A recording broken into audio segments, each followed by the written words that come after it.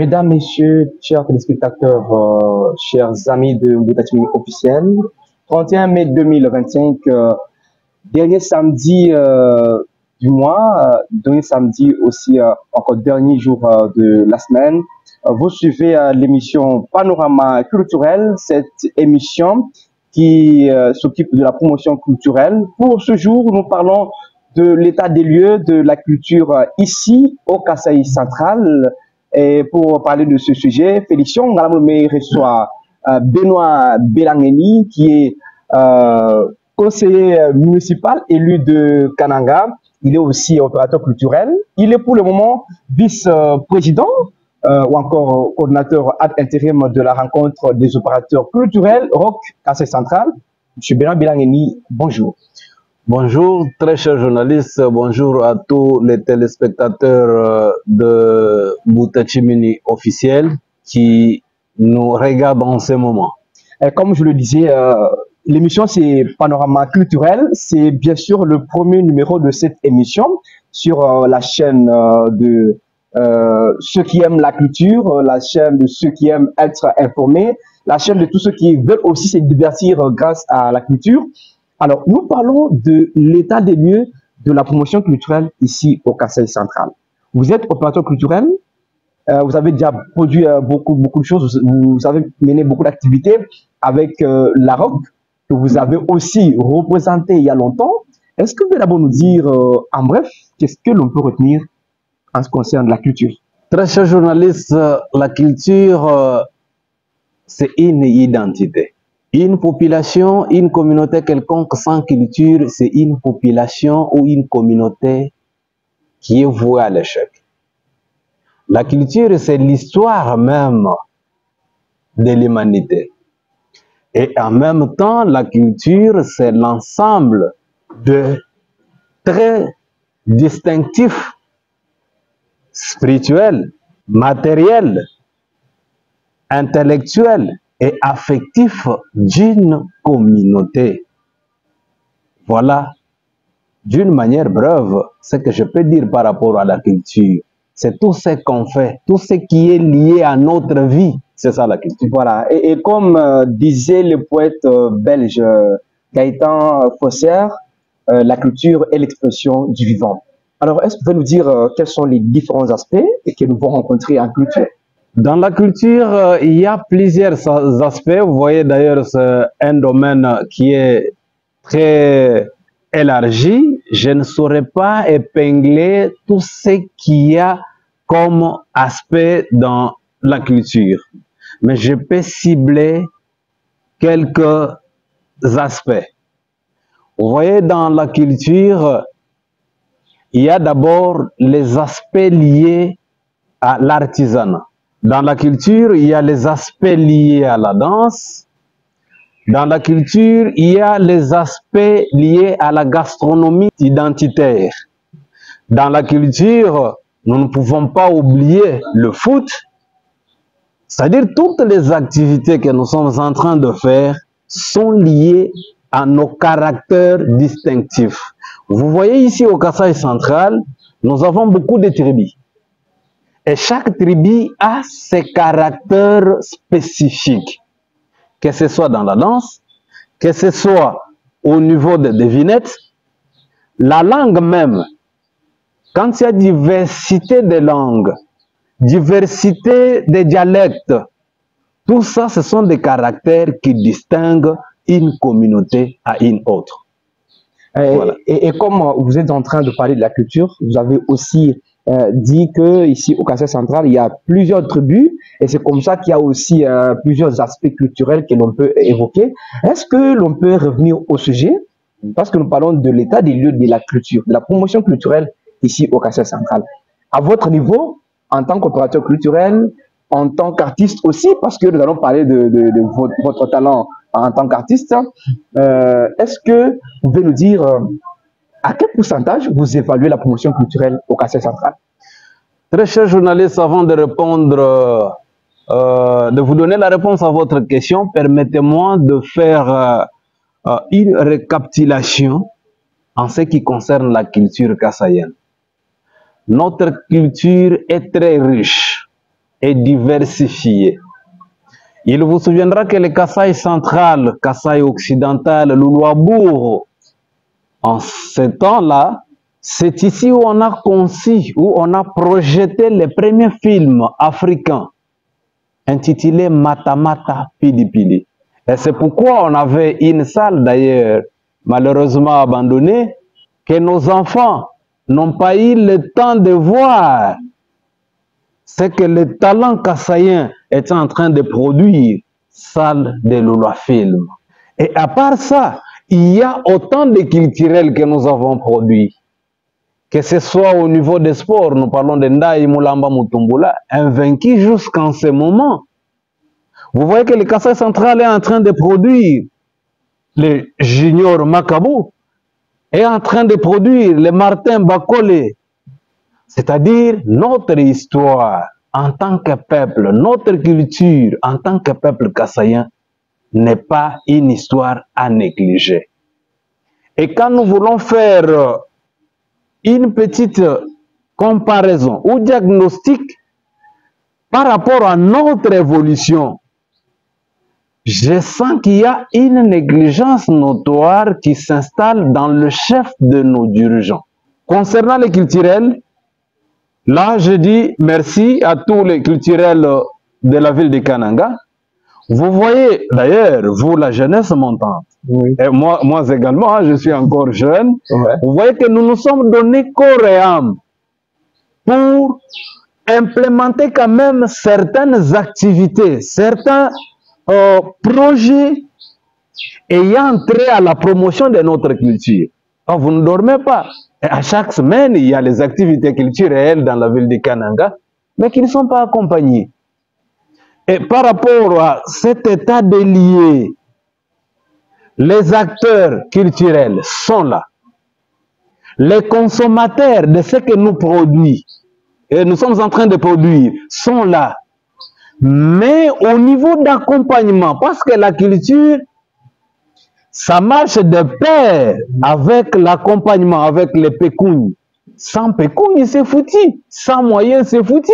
Et qu'est-ce que vous vouliez dire par là, M. Benoît? Voudriez-vous que les dirigeants soutiennent à 100% les activités culturelles ou qu'est-ce que vous voudriez dire concrètement? Voilà, d'ailleurs, je profite de votre micro pour dire merci au président de la République, Félix Antoine Tshisekedi Tshilombo, qui ne ménage aucun effort dans l'émergence de nos activités culturelles. Vous avez vu un autre élément que je peux ajouter, le Kasaï central, c'est où on a conçu la première constitution de la République. Voilà. Et cette constitution-là, d'ailleurs, la salle était abandonnée pendant un bon bout de temps. Partez aujourd'hui, d'ailleurs, c'est un bijou. Et en même temps, on a maintenu l'aspect selon l'idée de l'architecte qui avait construit ces bâtiments-là.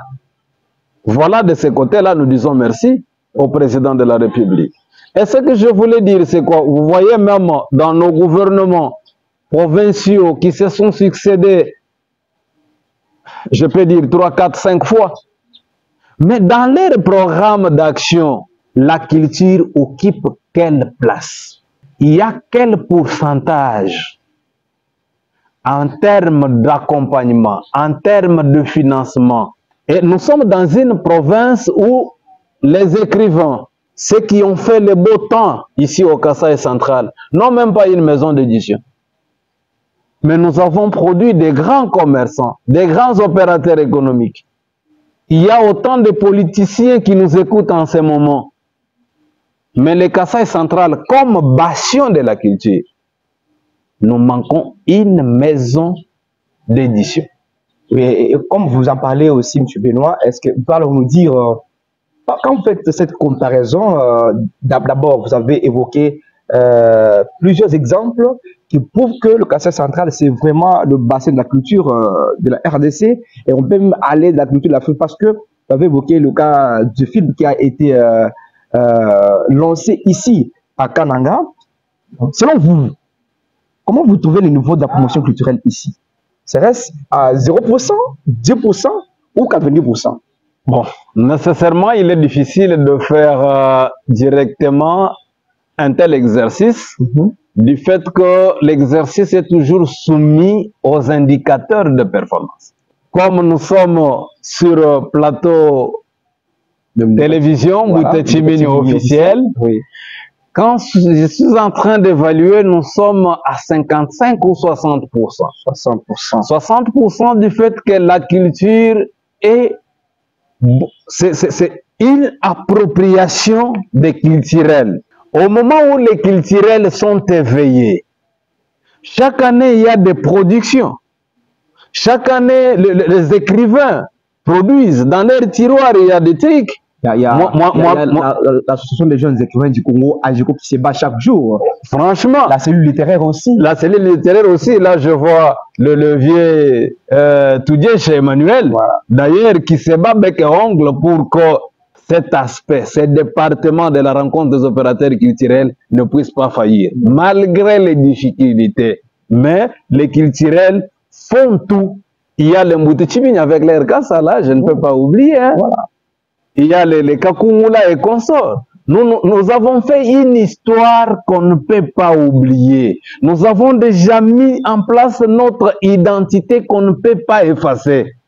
Mais l'accompagnement, c'est ça le problème. Comment Boutichimini peut se déplacer pour arriver à Malandi Makulu, contempler la beauté de la nature, nous amener ça et faire la promotion, vendre les Kasaï centrales auprès de ceux qui nous écoutent en ce moment.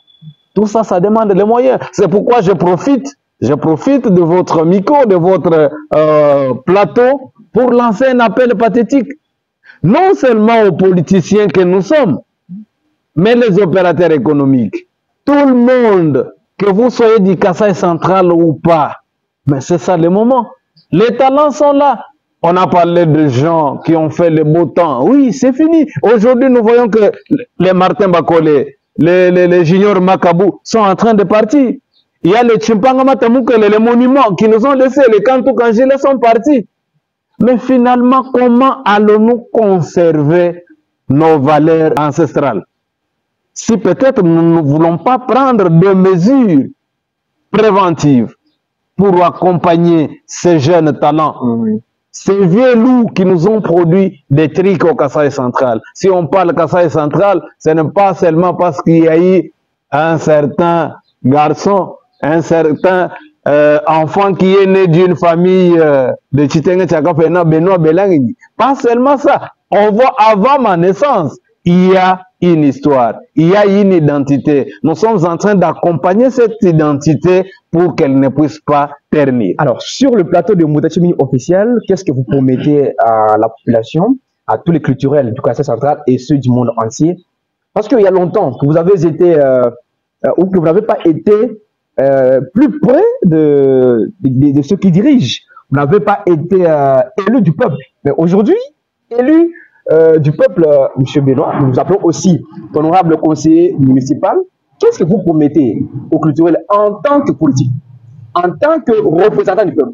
Très cher journaliste, d'ailleurs, la politique, c'est une vocation. Tout le temps que j'ai passé à la mairie de Kananga en tant que culturel, j'étais en train de me demander que puis-je faire pour contribuer aussi dans nos démarches de tout le temps. En tant que parlementaire, j'ai une mission. La mission, c'est pour légiférer. C'est pour prendre des décisions ensemble avec mes collègues afin que les culturels soient appuyés. Ça, c'est d'une manière générale. Et en même temps, vous voyez que ce qu'on est en train de faire aujourd'hui, c'est déjà une contribution à nos missions régaliennes en tant que culturels. C'est pourquoi vous m'avez vu lancer un appel pathétique. Et en même temps, je vais faire des lobbies. Vous voyez, quand vous partez voir le gouverneur de province, vous pouvez échanger avec lui, voir les bourgmestres des communes, sur tout ce que vous avez comme difficulté. Ça, c'est du fait quand il y a un parlementaire qui arrive avec les desiderata de la population. Et en même temps, je demande aussi aux culturels, approchez-vous de ces politiciens. Approchez-vous de ces autorités. Mais si ça peut être des autorités ou des politiciens et que ceux-ci leur demandent d'adhérer à leur parti politique? Non. Quand nous parlons de la culture, il n'y a pas de couleur politique. Ceux qui sont de l'union sacrée comme moi sont aussi culturels. Ceux qui sont de l'opposition sont aussi culturels. Ça, c'est une famille. La politique n'a pas de couleur. Quand nous allons prendre nos tendances politiques et inclure dans la culture, là, nous sommes en train de scier d'abord notre identité. Vous voyez-vous. Et dans le même ordre d'idées, je voudrais aussi vous dire, M. Benoît, honorable aussi, il y a des culturels qui se plaignent du fait qu'ils vont auprès des autorités. Ils ont des activités, ils invitent les autorités, mais dans la plupart des cas, les autorités les déçoivent. Vous pouvez inviter une autorité pour venir lancer une activité, peut-être l'autorité arrive en retard, ou elle ne vient presque pas. Des fois, elle déçoit les organisateurs. Comment trouvez-vous ça? Est-ce que ce n'est pas peut-être une sorte de mépris de la part des autorités? Bon, à cette question, très cher journaliste, je peux placer ne fût-ce que 3 phrases. La première phrase, c'est au niveau de l'organisation. Comment ces culturels-là se sont organisés pour atteindre l'autorité? Il y a des formalités d'usage. Quand vous appelez le gouverneur de province aujourd'hui pour répondre demain, vous voyez ce que ça fait.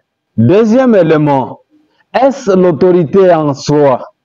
A-t-elle déjà eu votre cahier de charges? C'est ça ce qui nous manque aussi en tant que culturel. Il y a une nouvelle autorité qui arrive. Au lieu de produire votre cahier de charges, présentez comment vous allez accompagner d'une manière culturelle l'autorité en question ou cette dernière. Nous travaillons sans boussole, sans quoi. Au moins quand vous avez une activité quelconque, autorité, venez. Oui, c'est seulement pour lancer. Mais l'autorité aura l'idée sur votre feuille de route. Et en même temps aussi, les autorités, je nous demande de faire tout pour accompagner les culturels. Parce que ça fait tout ce que nous faisons en tant que culturels, ce n'est pas pour nous, mais c'est pour les autorités. Ça entre directement dans leurs activités. Ils vont comptabiliser ça dans leur bilan. Quand j'étais là, on a construit telle maison d'édition pour les écrivains. Même si le financement ne provient pas de lui, mais comme c'est pendant l'exercice de son mandat, effectivement, il va dire que c'est ce qu'il a réussi. C'est dans ce sens. Nous tous, nous sommes responsables. Je vois les culturels, leur façon de s'organiser pour contacter aussi les autorités et en même temps, ces dernières, comment elles réagissent aussi à vos demandes. Et puis s'il faut aussi revenir sur certaines difficultés, vous en avez déjà évoqué autant, les culturels sont en train de souffrir. Ils se démènent ça et là, mais pour finir, ils ne parviennent pas à atteindre leur objectif parce qu'il y a beaucoup d'embûches qui les freinent. Alors qu'est-ce que vous proposez pour que la culture puisse vraiment rayonner ici au Conseil central? Qu'est-ce que vous demandez, que ce soit aux culturels ou même aux autorités? Parce que vous êtes aussi élus. Les autorités, par exemple au niveau provincial, combien d'argent a-t-on mis à la disposition du ministère de la Culture, par exemple? Parce qu'au niveau provincial, il y a un ministère qui s'occupe aussi de la culture. Mais qu'est-ce qui est prévu concrètement? Vous êtes élu du peuple. Oui, très cher journaliste, j'entame directement les difficultés que nous rencontrons dans l'exercice de nos fonctions ou notre travail en soi. Si les culturels ont des salles où ils peuvent accéder facilement pour présenter leurs talents, ça ne pose pas de problème. Tout ce qu'on a comme salle sur la ville, quand vous partez, c'est 200, 300 $, 150 $. Comment un jeune talent peut-il avoir 200 $ pour louer une salle? Mais si le gouvernement s'était organisé pour mettre à leur disponibilité, à leur disposition des salles, des espaces, des théâtres de verdure, ça pouvait les aider. Vous voyez même les jeunes, les sportifs, ils n'ont même pas de terrain pour se divertir. Or, la population jeune compte un pourcentage non négligeable. Ça, c'est le premier point. Le deuxième point, les moyens, les instruments, les matériels qu'on peut utiliser pour la production. Là, nous voyons les maisons d'édition, nous voyons comme matériel caméra que vous pouvez utiliser, tout ce qu'il y a là. Sonorisation, parce que si vous n'avez pas des instruments de sonorisation, mais c'est foutu. Mais tout ça, c'est pourquoi nous demandons des personnes, aux personnes de bonne volonté, de nous venir à la rescousse. Nous nous sommes déjà organisés dans de différentes structures. Nous avons même des coordinations. On a besoin de votre appui, c'est tout. Oui, M. Benoît, je voudrais que vous donniez un peu d'éclaircissement à ceux qui nous suivent en ce moment. Vous avez parlé du soutien, que ce soit sur le plan matériel, même financier aussi, et en ce qui concerne des cadres, là où on peut travailler. Nous avons appris récemment, vous étiez à Alroc, qu'il y aurait un marché ou un financement pour la construction d'une maison pouvant aider la ROC ou les opérateurs culturels de Casa Centrale. Pouvez-vous vous en parler même en 1 minute? Voilà, là je profite de cette occasion pour garder personnellement 1 minute de silence en passant, comme vous n'avez pas beaucoup de temps, en la mémoire d'une dame de fer, Antoinette Kapinga Chiboui. La femme que je n'ai jamais oubliée, je ne peux jamais oublier. Une femme qui marchait avec la culture comme son bébé. Elle a fait tout pour nous construire la maison de la culture de Kananga, MCK. Cette maison, bijou pour l'espace Grand Kasaï, aujourd'hui abandonnée. Nous avons fourni tous les efforts nécessaires. Nous avons écrit, d'ailleurs, les dossiers étaient déjà au niveau de la primature, du temps du président Joseph Kabila Kabange. Il y a eu même passation provisoire du marché auprès de l'entreprise Nid d'Oiseau. Rien n'était fait. Quand le président de la République, Félix-Antoine Tshisekedi Tshilombo, est arrivé, nous avons entamé les mêmes démarches. Des lettres ont été écrites.